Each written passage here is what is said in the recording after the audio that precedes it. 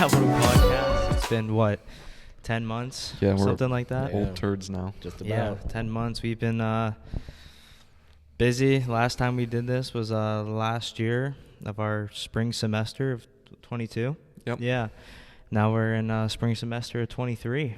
Yeah, literally almost a whole year. Almost a whole year since we've been back. I think we kind of upgraded. As you notice, we are somewhere different now. I'm not sure how long we'll be in this space, but we're testing out a couple of different spaces to record and try to get back to running the podcast. We've just been busy. Summer, we had some jobs. Got to work, make that money. And then me and him, we left the country for 4 months, went to live in Italy, so we just got back. Pretty amazing. So, yeah, sorry to leave you guys hanging and in the dust, but that's what we've been up to. So today, I brought Aaron. You guys remember Aaron. You remember Matt from previous episodes. What's going on, guys? So we're just going to do a little practice podcast today and just shoot some shit and talk and, yeah.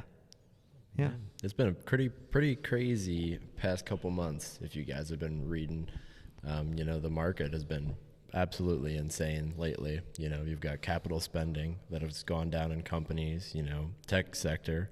Tech's cutting tens of thousands of jobs all around the board. 60,000 people, I think, in the tech industry getting their jobs cut. Google with like 12,000. Yep. Twitter supposedly with Twitter. about 65 to 70% of their overall staff resigned or fired. Yeah. Yeah. They're feeling the burn right now. Yeah. Well, I think the market, not just the market, but everything in general is going crazy right now. Yeah. And that goes, housing, everything. We're college students, and it's like, I don't know, it feels like it's hurting us the most because, our money's worth less. Yeah. Yeah, Definitely. so 100%. We're not really invested in anything. We don't have houses. No, we have no assets. Yeah. So it's all coming down on us. Rent's going up, Yeah. Groceries are going up. I hate it. It's a lot. Yeah, no, I don't like it. Dilly and I, we were just talking. What are eggs right now? Is it like $5 something? $4. I literally just bought some, but I didn't even look at the price. Yeah, $4 or $5. What could we get eggs in Italy? It was like 99 cents. Yeah, 99 cents. Yeah. $1.50. And that's what it was pretty much close to in the beginning before all this, Yeah, everything there is way cheaper than everything here. And you're starting to see a lot of consumers, not spending as much and holding on to their money more. A report just came out in December. Retail sales went down, I think it was 1.1% when they're supposed to go up. Jeez. Like another thing, for example, was Xbox. Their sales drastically declined, and that was over Christmas. Usually all these retailers, their prices, all their sales increased dramatically. But seeing this downgrade of sales is pretty frightening. Yeah, it's a scary little situation we're in right now. Yeah, Makes you think. Yeah, when that much money's pumped into the government or into the economy. Yeah.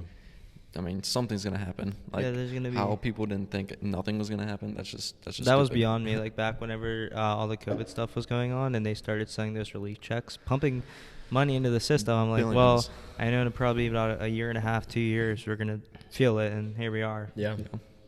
Feeling it or about to feel it. Yeah. It all works itself out, though. Realistically, it's going to probably take a lot of time. Oh, definitely. Yeah, and see, I don't know how they're going to fix it. I haven't really been looking at too much traditional market stuff recently. Been still looking at crypto here and there, but not as much as I used to. Not my 12, 16-hour days staring at the computer screen trading. So I took a nice 8-month break, so now I'm getting back to it. But didn't miss much in the crypto market either. Just huge scandals like FTX with Sam Bankman-Fried. Yes. You see some large crypto exchanges filing for bankruptcy, and pretty much the market still continue to decline or maybe kind of plateau. Yeah. In the last probably week or two, we have seen a good increase in some coins like Solana, Ethereum, Bitcoin. So that's kind of nice to see. So we'll see. Maybe we're at the beginning of a rally here, but I'm unsure. I don't have my financial analyst here, Herb. He's actually he's actually back home in Pittsburgh right now, but maybe next week when we record, he'll be here. So I want to pick his brain a little bit because he knows so much more than I do. Oh yeah, he's probably still been at the whole grind since. We took some time off. He's probably been at it still. Yeah, consistently. Or at least for the most part, he definitely does. He definitely took a break, but he's still maybe every day or every few days he's still getting on the computer and looking at stuff, and I just wasn't. I was out there. I'm just waiting for ChatGPT, someone to come out with something. Oh yeah, all this stuff. Yes. Yeah. I think I don't know, but someone's gonna like pick the algorithm in a specific way. And it's gonna be like a golden ticket. Like Yeah. they're gonna I like think so. tell it what to do, and it's just gonna be like. I think Like, it's pretty close. Microsoft just announced that they were pumping $10 $10 billion billion into ChatGPT. Into their own variant of ChatGPT or Into their own. into they're the like, company. They're like investing $10 billion into the company that just company. to build it, just structurally build it and get the ins and out of it. Yeah, that's pretty insane. That's so mind-boggling. That's what it came out a few months ago. I think it's been around. Yeah. I don't know how long, but it's really starting hitting the spotlight here in the last probably 2 months. And we were over there overseas. We were messing around with it. It was so sick. You could ask it to do anything. Yeah, I was reading up on write essays, like ask it questions. Like it answered everything. We would sit there. We played for it for like 4 hours. Yeah. just mess around with it. Yeah, I think it's so sick. Zach actually just came up with an idea. He told me like 2 days ago. He wants to see if he can use ChatGPT to create a code or some kind of algorithm for it to trade stocks for you.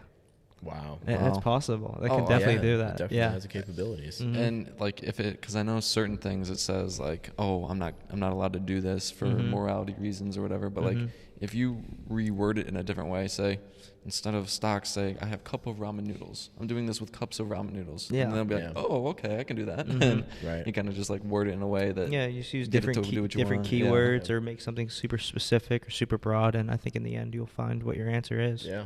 Loopholes. On that site. Yeah. I'm interested to see when the IPO will be dropped. Oh for my this gosh, company. I'm definitely investing into that. There was a report that came out that they said they had no intentions of going public, which for right now, I believe, it's probably the safest smart. way. Yeah, I mean, it probably is smart to stay private right now while they're building it out and they just got all this spotlight. Like they have their system is not ready for the amount of people that are using it yet. But I did see they did just release a premium version of it. I think you pay $42. So you know how you get on ChatGPT sometimes, and it's like servers are down, come back later. So I guess with this new one, if you pay the premium price, then as soon as you go on, you'll be able to get in, and then you get some upgraded features and stuff like that. I saw them do that, which I might spend $40 a month just to. Yeah, it's crazy. If they start using it for something, then I would do that. Well, my dad's in education, and even here, the professors here have been talking about it. They said, like, this is gonna change stuff, like the way they teach things, because I think long are the days of just say write an essay, do this, are kind of over. I feel like. Yeah, I agree. There are checkers. I've seen like the AI checkers, but then there's like double for it. But like I think long are the days of just saying write a paper and no one's doing it. Yeah, no one's doing that. I don't know how I feel about that, because there is something to be said about doing research and putting your thoughts on a piece of paper. Yeah. Mm-hmm.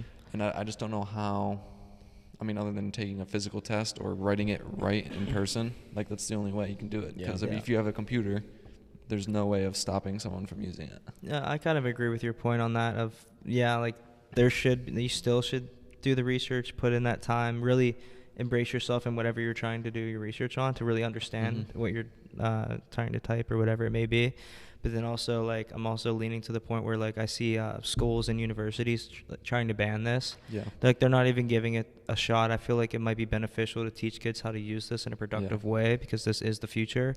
But these schools just see it as such a threat, and, people plagiarizing and cheating and not putting in that work. But I think you have to look at it from a different perspective to understand how beneficial this could be. Absolutely. Well, and I think once they're able to help us use it for beneficial, to be benefit, I think that'll be, I don't know, I think that's what they should hope for. But I think if they're scared of something, they're just going to cut it off right away. Honestly, that's probably what they're going to do anyways. They're probably not really going to give it much of a chance. Oh, well, and another thing, I think it's beneficial, using it for something, if you don't want to do, my little clip business or whatever, and I'm selling those. I don't really care about doing descriptions. I don't know how to do descriptions, really, and I've learned a lot already from that. Hey, give me a template on a description. I'm trying to sell this to this person. Okay, well, these are the things you can kind of hit on. And since you're doing it with 3D printing, you throw this in there too. Yeah. It's oh, okay, like this is actually it's like, like gives you some sort of a yeah. basis, to like start. Like I don't know anything about that, so. Mm-hmm. Yeah, it can teach you so much. I mean, I've used it for trying to come up with marketing strategies or coming up with a business plan, or you can even say, hey, I want a resume on this template. I went to this school. I went to these jobs. This is my experience. It writes it all out for you in a nice condensed form. Like, you can use it for so much. And I think on the opposite end of things, you know, going back to people being afraid to use the technology, you know, this is a lot of people, you know, this could run a lot of jobs. Oh, yeah. And it could. And it could, from a business standpoint, you know, it could really improve, you know, as far as you cut your spending drastically by using this. Yeah. And a lot of people, as far as marketing go, you know, that'll all be automated. And I think a lot of people are starting to try to like, hold on, we're not ready for this yet. No, I mean, no one's ever ready for it, but it just happens, and you have to try to adapt quickly to it. So I think a smart decision would be to really try to understand this, software to then use it for more productive things. Because if you're that person and you know how to use this, and everyone's going to I don't know how to describe this, but people are like, oh, you know how to use this? You know how to like use ChatGPT and do all this shit? I'm like, we'll hire you. Yeah. Like, you can, It's just another asset. Yeah, exactly. It's like knowing a piece of software. Mm-hmm. It'll be another skill. Yeah. So I think that's where people need to be. Right. If they're interested in stuff like this, then get behind it, really understand it, and learn it, and you're going to be a productive asset in business. I think it's going to promote creative jobs too. Like some of the jobs that are kind of automated, it'll kind of cut out eventually. Mm-hmm. Yeah. Mm-hmm. So like there are going to be more people that need to be creative, solve problems, because I mean the AI can solve problems, but like there comes a point where you need a human input into those problems, those creative solutions, and just an algorithm can't do that. Mm-hmm. So no, it doesn't. I guess it wouldn't understand that. Mm-mm. Yeah, very impressive. I also saw it passed like 3 like major exams. Like it passed I don't remember. It passed like a huge coding exam. I think some university gave it like a law test. It passed that. Yeah, I saw that on the news recently. This thing's smart. I think that's what it's doing. No, yeah, it's crazy.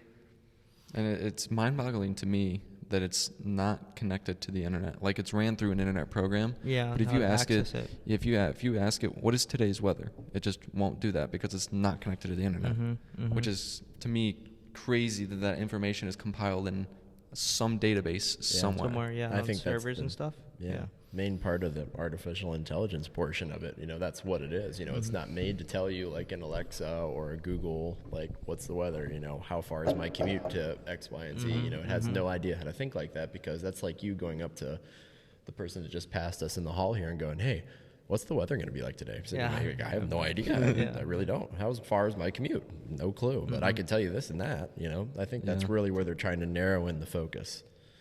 I agree. Mm-hmm. I see that. What's the first job it's going to get rid of?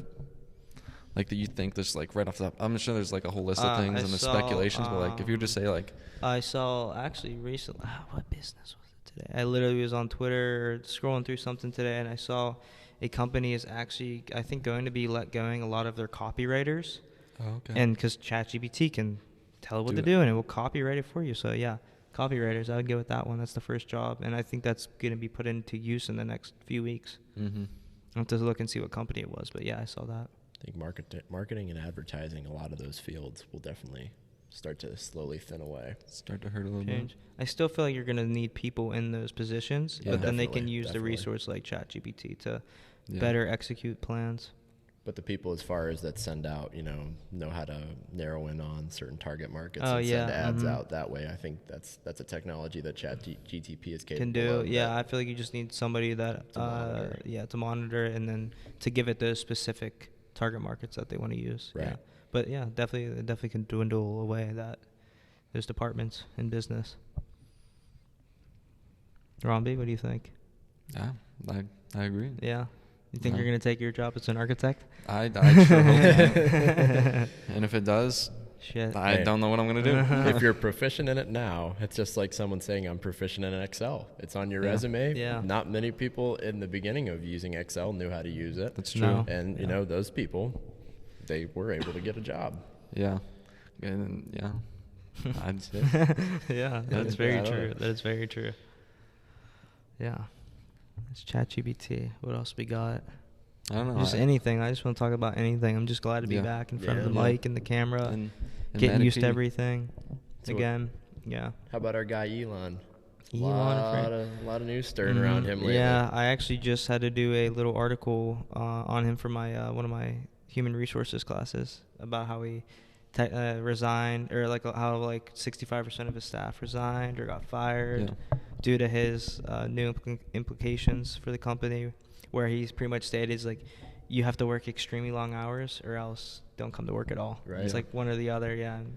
Which it's interesting hearing that, because like I can see where he's coming from. He wants people that are motivated in his company. If you don't care about Twitter, leave. Then don't be there. So many lazy employees that were found in that company. Oh. Good to them. Leave. If you don't want to sit here and work, at least 9 to 5, 5 days a week. If you don't want to put your 40 or even 60 in, I don't blame him. Why would he pay you? That's that's what we had before. Like whenever I think it was Jack Dorsey was the prior CEO of Twitter, and they had such a large company, 7,500 employees, 8,000 employees, whatever it was. And I guarantee you like a quarter or maybe even more than a quarter of these employees were getting paid 6-figure salaries and doing bare minimum work. Yeah. And no one ever noticed, because that's usually how all these tech jobs go anyways. Yeah. Right. So I think Elon's really coming in and it's like, we don't even need you. I don't even know why you're here. You're just wasting money. You're costing us money. And so, get out of here. Yeah, he has missions and he wants the most efficient way to get to those missions. Mm-hmm. Yeah, and if he sees, there's 2,000 people doing this job and they're doing a subpar. Yeah. Well, okay. Well, let's just cut them all and then give it to like 4 people and say, knock yourselves out. You're gonna work 4 hardworking individuals. Yeah, they can probably do the task of 2,000 Take your top 10%. Mm-hmm. Yeah. Yeah. But like on the other hand too, it's like he's a genius. This guy is a genius. He knows what he's doing. But at the same time, I feel like it's hard for him to go into a workplace like that. Like, he just bought the company and go in and be like, if you don't work like I do, then I don't want you here. Yeah. You can't expect people to work like him, because no one works like him. It's Elon Musk. Yeah. So I feel like, it's hard to motivate people to work that extreme. If he brought executives from Twitter into Tesla to meet with Tesla's executives, he has done that. Could have given them a better idea. He takes employees from SpaceX and Tesla and whatever else and kind of threw them into Twitter. As of right now, that's what I've heard. So do you believe that the Tesla stock, since it dropped 65% last year, do you believe that buying Twitter and the whole stir-up of all that, and investors going, why are you taking over this company? Yeah, well, think that has an effect? Recently, recently you've seen after he acquired Twitter, this Tesla stock is just shit the bed. Yeah. And he's in such a spotlight and controversy right now with everything that he's doing that people are like, I'm not trying to support him. I'm selling my shares and stuff. But I think in the long run, Tesla's probably going to be one of the most profitable companies ever. Absolutely. Yeah. And so I personally would still invest. I believe in what he's doing. I don't agree with everything that he's doing, but I think he doesn't buying Tesla stock is going to be good. It doesn't seem like he really cares too much about the public. All. And you just go on his Twitter, like he jokes around, he mocks things. Mm-hmm. He's like, if you hate me, you freaking hate me. I don't care. Exactly. If I'm not mistaken, I think he walked into Twitter the first day he bought it with a toilet. No, it was a sink. He said, "No, sink. It was a sink. Let that sink in." Yeah, like that's hilarious, dude. You're freaking the smartest man in the world, billionaire, but he still has like. I love his like goofiness. It's so funny. Flip the bird. Yeah, it was being fuck you. Awesome. Yeah. But it's so funny. Hey, over 50% of market analysts still believe that this is the strongest EV company in the market and will continue to be. And I think that's why you're starting to see an uptick in the stock price. It's up, what, 20-25% so far I haven't looked at it, but I believe so. I'm not 100% sure on that. But well, and it's interesting too, like obviously Ford, GM, all those other companies are coming out with EVs, doing all that stuff. But putting them like against the Teslas, like they don't rank. No, not at all. The range, like, okay, maybe the luxuries are a little different, but like as far as battery power and like speed, like I mean, speed doesn't really matter, but like battery life, like there really is no other better EV. Than that. Yeah, I mean, every company that is behind, every company after Tesla, they're all just followers of what Tesla's doing. Yeah. You'd come up with like for example, like when Chevy came out with the Chevy Bolt, the Chevy Bolt was produced and it was they're trying to mass produce the vehicle. And then 1 to 2 years later, they come in with this massive recall saying, keep your cars out of your garages, don't charge them within 10 feet of your house. These things are burning to the ground. And, those cars were stickered at $40,000 to $50,000 MSRP, just like the Silverado EV that they announced. Oh yeah, the Ford F-150 Lightning. $108,000 sticker MSRP. That was like a base price. That is so ridiculous. Their fleet vehicles were still $60,000 to $70,000. I mean, and Tesla is starting to slash their prices. Yeah, they're like mid 30,000 base price. And those are $30,000 base price. That's a reasonable price for a car because what is a new Civic's like 22? New Civic, probably like 25, 26. Yeah. For another $4,000, you get a Tesla. And all these dealers are, they're going above market price right now because still the auto industry is suffering. They're all 7 to 10% over sticker. Tesla's slashing. So they're going against. Everybody is probably, I would say, 5 to 10 years behind as far as where Tesla's at today. Yeah, I could get behind that point. I agree with that. I think so. Yeah, I like Tesla. If I would get a Tesla, I'd probably get Tesla Model S. I love how clean that looks. But the only thing that I don't like is I'll see videos and stuff about how poorly built they are. Yeah. Because it's all what do you call it? Composite materials or no, just the way that they produce them. It's mass produced. Well, yeah. I mean, it's machines. just like ever. You get a $30,000 car. I mean, you're not gonna get a high quality luxury car for that price. If I were to buy a Tesla Model S spending $80,000 to $100,000 and I got into it and I'm clicking the door panels and messing around with shit and I hear squeaks and cracks and just small shit, I'm like that would piss me off. I spent $100,000 on this car and it makes all these noises. And is that what it's doing? There's videos. I think almost probably all of their models have some sort of something's wrong with them that wise, but I mean that's just I'm picky. That's very picky to say, but they are very safe though overall. I don't know if you guys saw the news report that came out about a month and a half ago. The family that went over a cliff. I don't know where it was. And the Tesla unibody remained intact. That thing was not crushed. All 4 of them survived. 4 or 5 of them survived inside that Tesla. That was like a 200-foot drop. That guy ended up going to prison. He tried to kill his family. Did he really? Supposedly, yeah. Yeah, and then they all survived, so it really bit him in the ass. But karma's a bitch. yeah.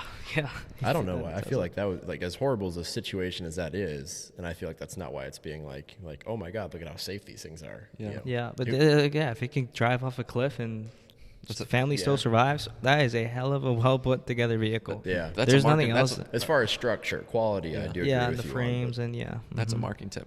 You can drive your Tesla off a cliff and I'm surprised. Low center of gravity. It was on its wheels. Yeah, it's like a cat. They advertise Tesla as a cat. Always lands on the battery. I was surprised Elon didn't tweet something like that. He probably couldn't, or else. He would have. That would be it. I would love to see that. That'd be so funny. Fuck yeah. No, I don't know what because right now I feel EVs. I mean, obviously they're really important, but right now I don't think the grid. If everyone switched EVs right now, I think the grid would be toast. There'd be no. There'd be no. We're not ready. Way to do it. We're not ready. We're not ready yet. No. You already see all these electric vehicles at charging stations. There's a line to get to chargers and stuff like that, and there's still. Some chargers that are farther away proximity wise where certain people can't make trips because their battery's going to die. So we're not ready for it yet. And the normal consumer is not ready to trust electric vehicles. Yeah. Per se. Yeah. Cause I mean, in order to charge it, you have to plan that out. You can't just drive, go to a gas station. It takes planning and thought. And I think a way to solve that, at schools, at work, you're going to have charging stations. That's going to be a requirement. So you apply to a job. Do you have a charging station? No. Okay. Well, that's kind of a hit. I need to charge my car. Right. I think that as far as infrastructure goes, I think that's going to be a struggle for many companies across the country, if not across the world. You're just looking at Kent State here. I think we have one or two. We have a couple that I'm aware of. And further out west you go, a lot of people have been saying that there's nothing out there. Yeah, the nearest Tesla charger is not within your battery range, pal. Or what they need to do is hey, you have an EV, free parking. There's no parking passes. If you have an EV, you can park wherever there's an EV charger. And but then you obviously need a lot more EV chargers. But that's I mean that's an incentive. What is a parking pass? $250, something like that. Yeah, just about. Yeah. Obviously you're not going to buy a whole new car for like just to get free parking, but like just those little incentives, like to get To people do to it. kind of Yeah. to push over and start to do. Well, that's what you've seen in other countries. I believe in somewhere in Europe they're starting to do that, where it's like by this year, I think by 2026 or 2030 or something, they want people to have like all electric, which that's way bigger over there in Europe than it is in the U.S. But yeah. I think they're trying to stop the sale of combustion engine vehicles by 2025 or 2030. Yeah, it was like something like for that. the yeah. U.S. at least, I believe. Yeah, which that's not going to happen. Yeah. But And it's interesting because the argument is, okay, you have these electric cars. Well, where are they getting their power from? The coal plants. They're getting it from the coal. They're still using resources that are terrible for the environment to then power it. But it's a step in the right direction because it is a step. I'm in architecture school, so they're talking about like the sustainability of everything and like what we need to do. The chain of command is so much. Like there's so much that we have to do in order to like solve these problems. Right.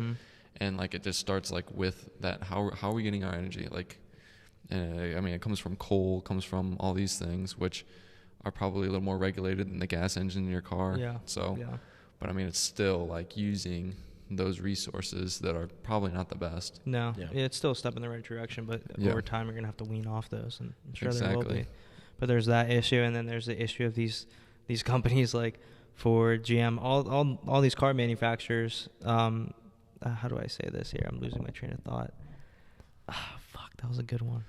All these car manufacturers, we were talking about coal. Yeah, but like, fuck. Okay, so like, people want EV to progress. Yeah. But then you have these traditional car manufacturers, and that's taking that's like taking away from their money. Yeah. So you definitely see. Yeah, I don't know how to try to explain this. I think you're starting to see a pause in the production of combustion engine vehicles. I've seen recently, all across the board, General Motors, Ford, Chrysler. Yeah. You're getting a lot of these advertisements of a whole electric fleet lineup. Yeah. They're not out yet. Yeah. Not the majority of them, but they're coming. And you know concepts, what? Since the auto industry started suffering, post 2020. I haven't seen a full lot in 2 to 3 years. There's no full lot. And I believe the reason for that is, and this is just my theory, is that they're preparing their plants, they're preparing their marketing strategies, they're preparing their technologies to focus in on their electric fleets, and they're starting to deplete their combustion engine vehicles. So when they're ready, they can just push them out full force, and there won't be a single combustion engine that's new to sell. That's an interesting. That's probably the way that they're going. That sounds like that would work. Going off of that, I think the combustion engine will be a novelty. Like there's nothing beats like I want to get a V8. Yeah, I want to get in my car and I want to hear that thing. But I think that's going to be the Sunday driver. Like from driving every day to work, driving to wherever, driving to the mall on Sunday. A normal commute. On Saturday, on the normal commute, it's going to be electric. But like people are going to have a car that with those big engines that they can go out and rip with. Like that it'll smell good, that's not good for the environment, that's whatever. Like it's going to be more of a novelty, and that's probably going to be fine because as long as like 98% of the people are going to be driving their EVs and they're going to be fine with that.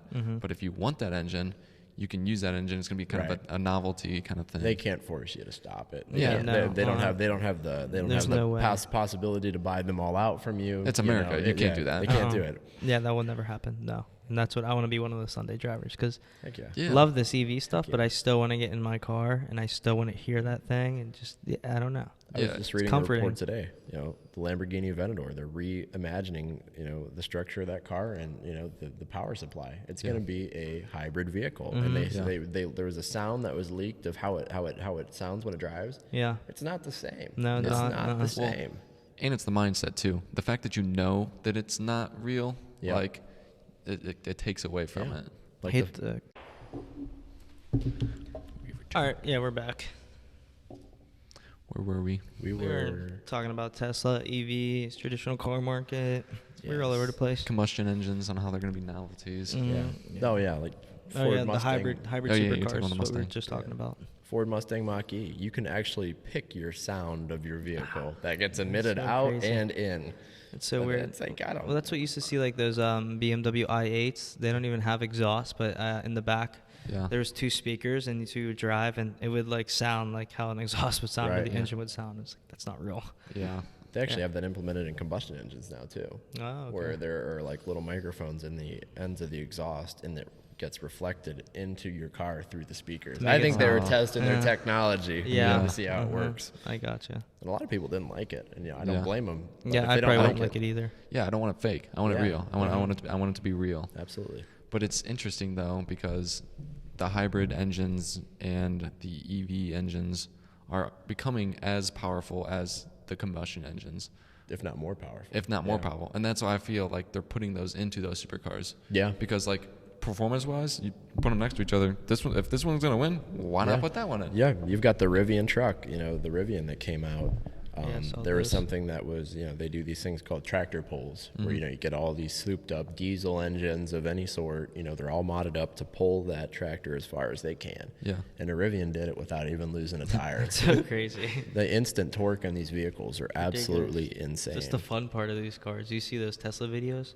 0 to 60 in like 3 seconds, or 0 to 100 in probably 6 seconds. Yeah, it's something insane. Ridiculous. Well, and the brains behind it too. Like you're talking about the Rivian truck. Yeah. Like it's not like just doing all the torque at once. Like it'll probably sense when it's starting to slip a little bit, pull back, slip a little bit, pull back, slip a little bit, pull back. Right. Yeah, it's such a smart system. It'll tell the individual motors like, oh, this one's slipping more, this one's slipping less. Do it more here, less here. Like, right. And they each work at different percentages. Yeah, depending on whatever you're driving. Exactly. And the material you're on and all that stuff. Like it calculates it.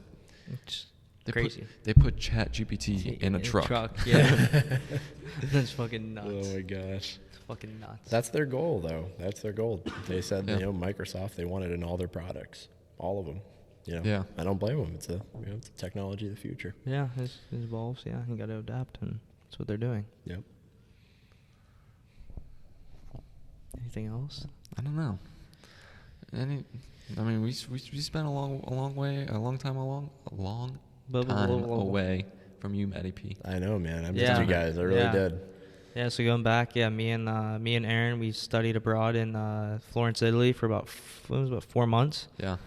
Greatest thing I've ever done. I loved every single day of it. And just wake up and just get to immerse yourself in the Italian culture. And it's so different from America. Yeah, everything's so like laid back and chill. Mm-hmm. Like very laid back. Like it was nice, but like coming back here, like I'm a go person. Like I need to do something. Yeah, always. Like what's the next thing we gotta work on? What's the next thing we gotta do? Right. How do I make myself better? Like that kind of stuff. Like over there, they still have that, but it's like a step down. Relax. Yeah. Mm-hmm. Yeah, it's like a nice little break for a little bit, and then you get back here, and then you're like full force. Exactly. Full-fledged. Yeah. Something that was interesting though, like their dinners are their event. So like usually like, you go out to dinner and they're like, okay, now we go out to a movie. Right. Or like now we'll go to a basketball game. Or now we go bowling or whatever. No, dinner is their event. So like you'll sit there and you could literally get there about 8 or 9 o'clock and sit there until 1 o'clock in the morning. Yeah, all night long. Yeah, Yep. We used to go to like aperitivo, they call it's like right before dinner. Yeah. I think that was anywhere between like 6 to 8 o'clock. You go and have some drinks somewhere, whatever. Have small appetizers, and then from 8 o'clock on, you would go to a dinner, and you could sit there for hours, and it was so nice. Wow. Yeah, I really like that. I really like that. They don't eat lunch. They have late lunches, late dinners, late breakfast. I love that all. Yeah, that was nice. Yeah, well, and like food size wise is crazy too. The portions. Like you wouldn't you think, oh, not a lot of food. You're not gonna get full. Like no. Like you're still full off of that. Like it's weird. Yeah. Like your brain's like the first week you're like, this makes no sense. How am I full off of eating like 4 noodles? Yeah. 4 raviolis. Yeah. How am I full? We went to this one restaurant near the end of our 4 months there, and he gets this pasta, and it's like this big. So good. He loves it. He had it like 5 times over there, so like in the same week. And I'm like, dude, really? I'm going to order this? I'm not going to be full. He's like, trust me. I didn't even finish it. Yeah. I didn't even finish it. It was amazing pasta. And I was like, I don't understand how I get filled up eating such a small portion, but it's how their food is. It's the farfalle noodles with Alfredo sauce. Really? Wow. In small bacon bits. Yeah. Sounds delicious. It was so good. It was so good. With the free wine. Oh, yeah. They didn't give us free wine because we're students. Yeah. Wine is everything. Breakfast, lunch, and dinner. Wine is there. Wine's cheaper than water. Yeah. You can buy a bottle of wine for like $1. Where's that at here? Come on, Kent State. Where's my tuition going here?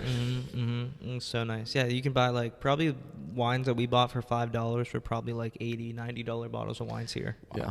And we would just get those from the grocery store. Yeah. And just inhale them all in one sitting, but that's okay. Yeah, that's fine. Yeah, embrace yourself in the culture. Yeah. Yeah, we were in class. My teachers, some of my business classes were teaching me about the production of wine, where certain wines are from, and like the different places there. Yeah, it was like actually cool to learn. They're like, yeah, this is our culture. Like this is There's nothing weird about this. No. Because here, like talk about alcohol here, it's way different. Yeah, it was so nice. And I got ID'd one time, and that was once to get or into twice like a bar or something. Yeah. Mm-hmm. But like other than that, like grocery stores, if you look older than like 11, you can buy. Everybody drinks there. You could buy whatever. Well, the drinking age is 18 and up there, if I'm not mistaken. Correct. Yeah, 18 and up. But then I feel like it's so relaxed that even like I think his sister was 15 or something, or 14 or 15. She was My brother is 16. He could have definitely bought it because he's bigger. He's taller than I am. Mm-hmm. But like they were offering drinks to. Saying. I mean, she's 13, I think. Okay. So they were offering drinks to. I mean, yeah, she's like, hey, you so want relaxed want about a glass it of there. wine? Yeah, because it's just so normal. If she said yes, they would have poured her a small glass of wine. Wow. Like, can't get away with that over here. No. Cannot. So like, who are the most influential people you guys met while over there? Is there anybody influential people? I met the director of the Uffizi Gallery, which is one of the best galleries and museums in the whole entire world. So that was actually really cool. Wow. I gotta think. We've been all over the place. I met great people everywhere I went. Paris, Barcelona, Portugal, and then living in Italy. But that was definitely one of the probably top 5 people I've met. How about you? Yeah. I mean, people-wise, I really didn't meet too many like influential people. I think it's more for me just like little interactions I had with people. Just like, I don't know, walking into a store and saying, hey, how's it going? They see something on my shirt and they're like, oh, you like to do that? I was like, yeah, man. That is just as great. Exactly. They're like, how do you do that in the States? Like, what's it like? And it's like, oh, to me, something that's common knowledge that I do repetitively. Like, they have no idea. They have no idea. I mean, the same goes to me. Like I'd say, like, oh, like, how are you doing that? And they're like, oh, here. It's like, I've done this since I was 3. Like, exactly. This is just what I do. Like, it's just crazy. That really is amazing. Everywhere we went, like I can agree with the small interactions. Going to the bars and stuff, you meet. You meet people from the U.S. that are students there too, from all over the country, and then you get to meet people from all over the world. Yeah, like anywhere there. Yeah. Wow. That was very cool. It's funny too, because we were over there for a long period of time. Like we were tourists at first, like going to all these sightseeing places. Obviously, we seen a whole bunch of different places, like as time went on as well. But like the Duomo, like we lived like 2 minutes from it, so like we literally walked by it every single day. Yeah. So like to us, like our minds were a little numb. We still acknowledged that it was great. Like it's this great church. Yeah. But like just walking by, everyone's like taking pictures, and we're just like.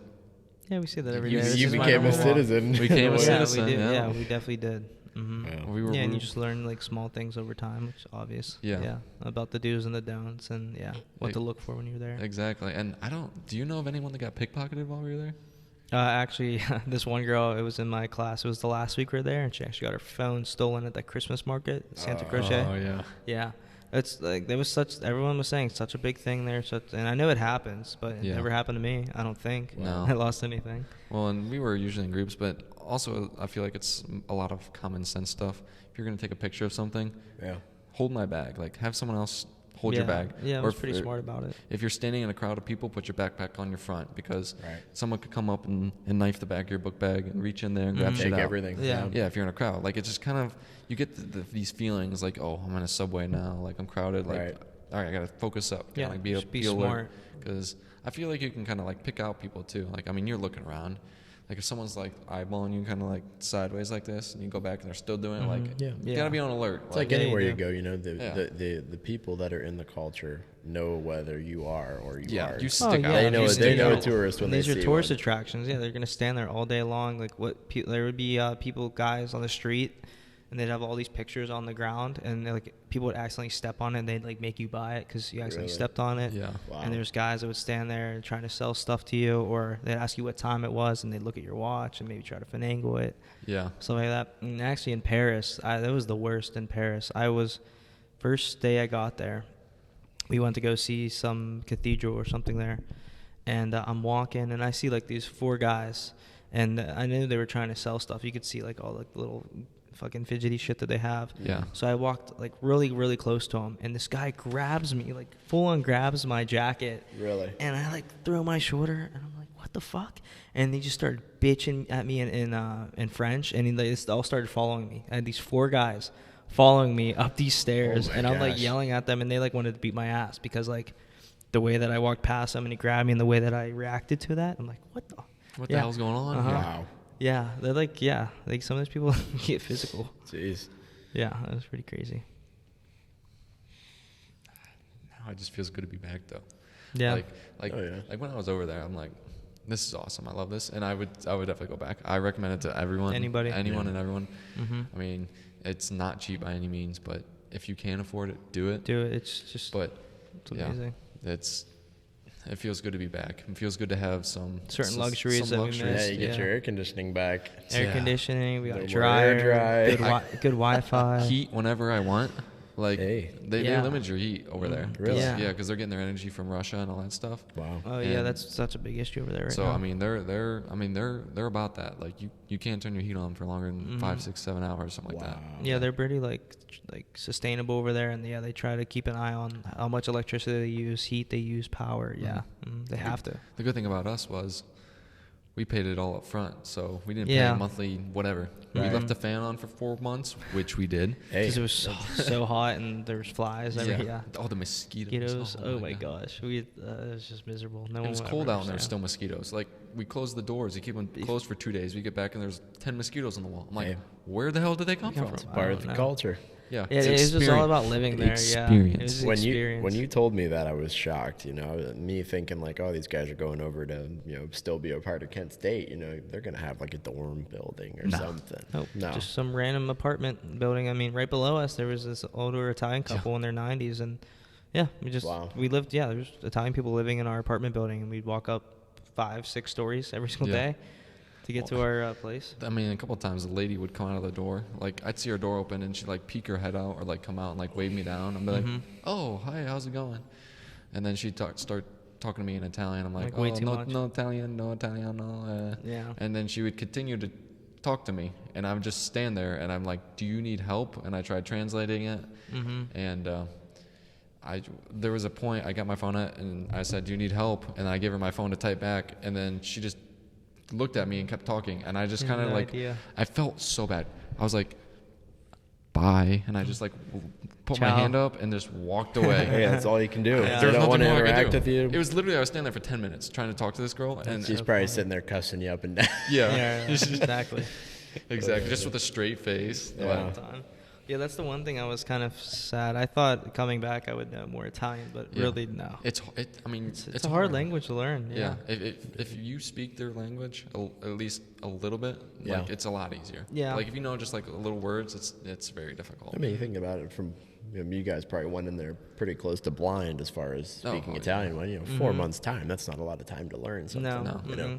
Yeah, you still gotta like appreciate it and try your best to try to learn the language, because they're like really big on that. It's like, don't come to my country and expect me to know English or to have the same luxuries that you have, because that's not what it is. Offended. Yeah, because there was interactions where I was with people and they like would just barge into a place and say, hey, what do you got for this? Like, what's your best burger? And it's like, dude, really? Like, like chill out. Look where you're at right now. Right. So can I get a burger and beer and French fries, or I did get a lot of beer there just because. And burgers and French fries, but that was like after like living there for 3 months, and it's like I just need a big burger. True. But you do have to appreciate and respect it, and they'll show you that respect if you give it back. Yeah, exactly. It's it goes both ways. Mutual. Yeah, it goes both ways. Yeah. But our time over there was great. I'm glad. I'm sad it came to an end, but met a lot. I'm glad to be back. But I will definitely be there. I think when I graduate, I'm gonna go live in Europe for a couple years. Okay. Yeah, I think that's what I'm gonna do. I loved it. Degen podcast abroad. We'll try it this time. We'll try. It's so hard. The time change, just the technology standpoint behind it too is hard. Logistics, but I mean, might be able to get it done this time around. I think we promised them that last time. No. Sorry, I was too busy going from country to country every weekend, living it up. But you had to. The luxuries. Yeah, it was so nice. It was so nice. But yeah. Yeah. Anything more? Anything more we wanted to? Not really. We got about 45 minutes on this one. I think that's solid. That's so yeah. I'm hoping once I wrap this up, everything works and sounds good, looks good. Hopefully you hit record on the camera. I did. Yeah. I did. Right. I thought I didn't do it the first time, but then I looked and we did. And I definitely hit it the second time, so that's good. But yeah, hopefully everything works. And yeah, that was a Degen Capital podcast. I don't even know what episode we're on right now. Maybe like 9 or 10, I think. Well, we call it season 2, perhaps. Hey, yeah, well, that's what I'm thinking. Season we should, 2, episode 1. I think we should change it up a little bit. Yeah, one thing to say before we wrap up here is after taking a step away from a while, I think we're gonna try to switch it up just a little bit. I don't want to talk all about crypto. Crypto is gonna be still a big part of it, but I don't know. I just want to change it up a little bit. Yeah, do something different. Change is good. Have an archive kind of personal conversations that we have. I mean, not only I for enjoy our going own back and thing, watching these, but like for anyone else, like. Yeah. So maybe we'll call it a slight little rebranding. We'll see. But yeah, we'll see you guys in the next one, and thank you guys for joining. Yeah, it's been great. Thank you for having me. Thank you.